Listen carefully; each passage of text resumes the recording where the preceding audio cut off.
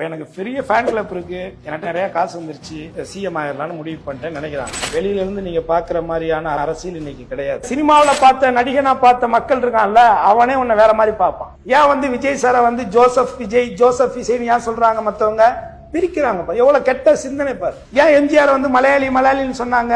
எம்ஜிஆர் அரசியலுக்கு வந்தாரு, ஜெயிச்சிட்டாரு, சிஎம் ஆயிட்டாரு, 10 வருஷம் ஆயிடுச்சு மட்டும்தான் எல்லாரும் பாக்குறாங்க.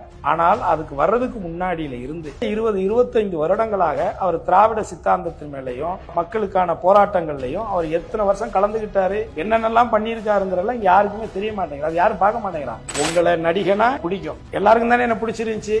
எப்ப என்ன பிடிக்காம போச்சு? நான் என்னைக்கு சொன்னனோ அன்னையிலிருந்து என்ன பாதி பேருக்கு பிடிக்காம போச்சு. அப்ப என்ன இருக்கு உனக்கிட்ட? எனக்கிட்ட இல்ல ஜாதி, உனக்கிட்ட இருக்கு, உன்னுடைய பார்வையில இருக்கு. உனக்கு ஒரு அடையாளம் இருக்குல்ல, எனக்கு ஒரு அடையாளம் இருக்குல்ல. அதே மாதிரிதான் இதுதான். நீங்க அரசியல் அவ்வளவு ஈஸியா இங்க, ஏன்னா மக்களே அவ்வளவு கரப்டடா இருக்காங்க.